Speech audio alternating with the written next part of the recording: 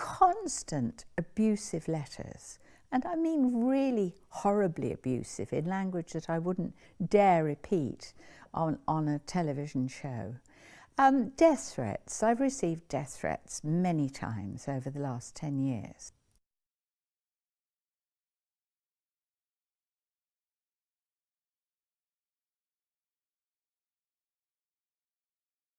Whenever I or Stephen Sizer or George Galloway or anybody criticises Israel, we're accused somehow of being anti-Semitic because Israel calls itself a Jewish state, the Jewish state of Israel.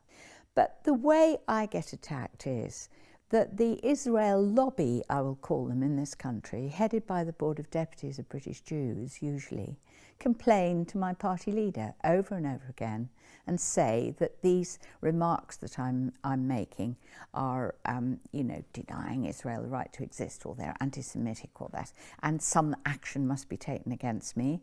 And the leaders of political parties are naturally very, very frightened of losing the support of a big group of people, and so they take action against me. That's what's happened to me. I've been disciplined time and time again.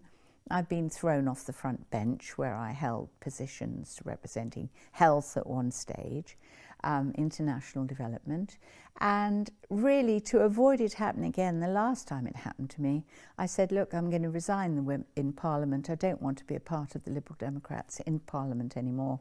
I'll just sit as an independent Liberal Democrat. So I'm not part of the party, so they can't actually do anything to me anymore from the party point of view. The problem is that we are told there is freedom of speech in this country, but it seems to be a bit selective.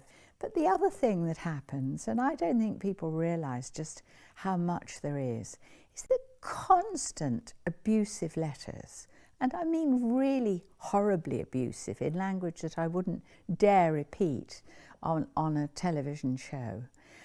Death threats. I've received death threats many times over the last 10 years. If you are in public life and if you feel passionately about injustice, as I do, then you have to expect it and you get what you take. And it's not going to stop me, and it's not going to stop Stephen Sizer ultimately when he's sorted things out with the Church of England. It's certainly not going to stop George Galloway. And there are many, many other people too who are speaking out against what Israel is doing, but have no problem at all dealing with Jewish people and being friendly with Jewish people.